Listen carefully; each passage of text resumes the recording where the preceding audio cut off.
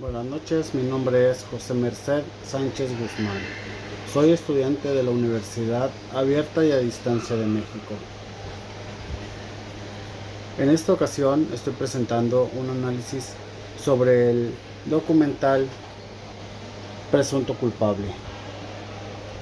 Hablaremos de las deficiencias que hubo tanto en el Ministerio Público como con el juez y el abogado que llevó el primer caso.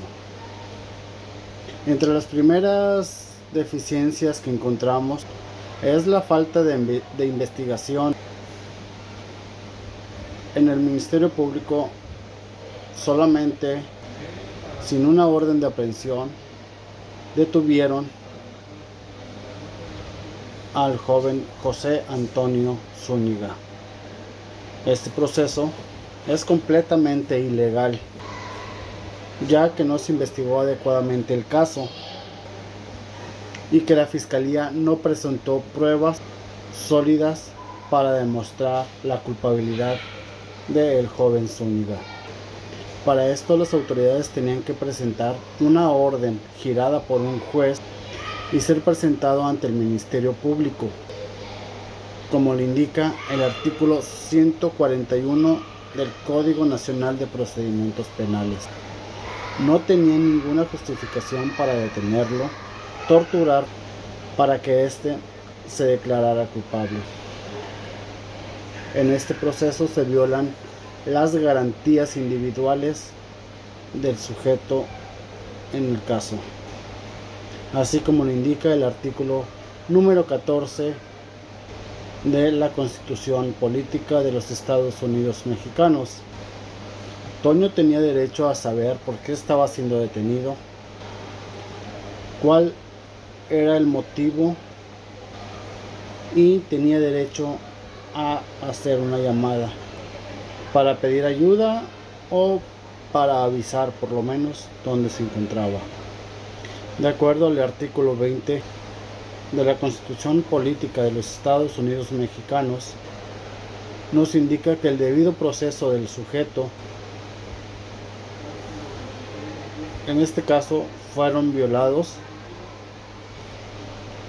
todos y cada uno de los procesos legales para condenar a un inculpado.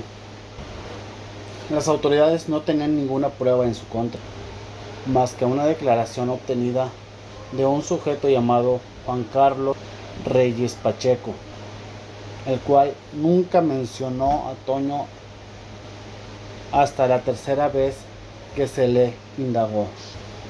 Por otra parte, el abogado que le estaba defendiendo, el que llevaba el caso, no tenía como tal una cédula profesional, no era un abogado real. Este litigaba solamente con una copia de una cédula expedida en el estado de Oaxaca. No fue presentado en el Ministerio Público como lo indica el debido proceso.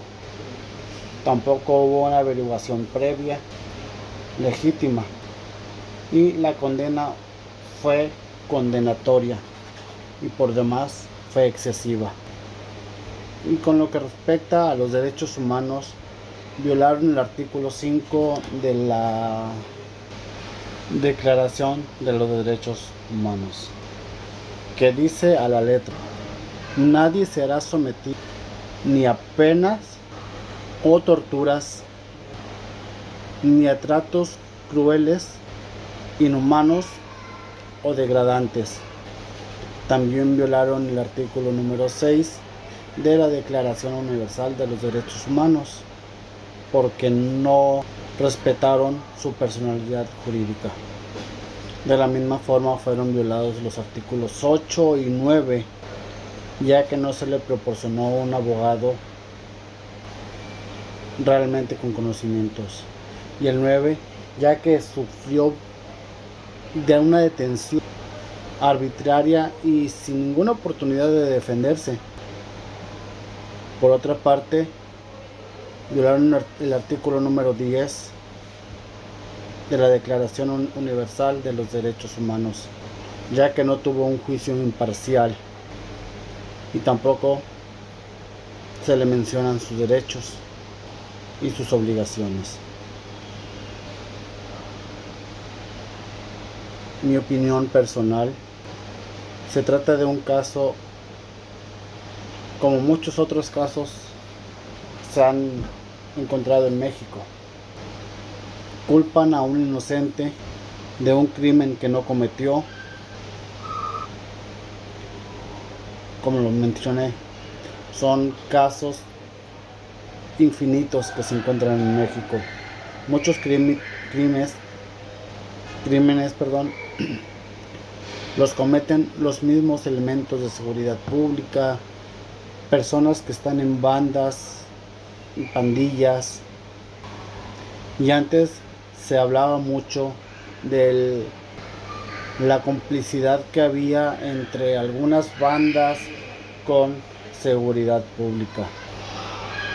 Nos damos cuenta que hay una cantidad enorme, un porcentaje excesivo de personas que están recluidas siendo inocentes. En este caso, las autoridades le dieron celeridad al proceso y se dictó una sentencia sin respetar ni sus derechos constitucionales y menos iban a respetar su personalidad jurídica. Toño no tuvo oportunidad de demostrar su inocencia y la mayoría de las autoridades en nuestro país son corruptas, faltos de ética, tanto profesional como moralmente. No tienen respeto por los ciudadanos y solo afectan la integridad de los individuos. Por mi parte sería todo. Agradezco la atención.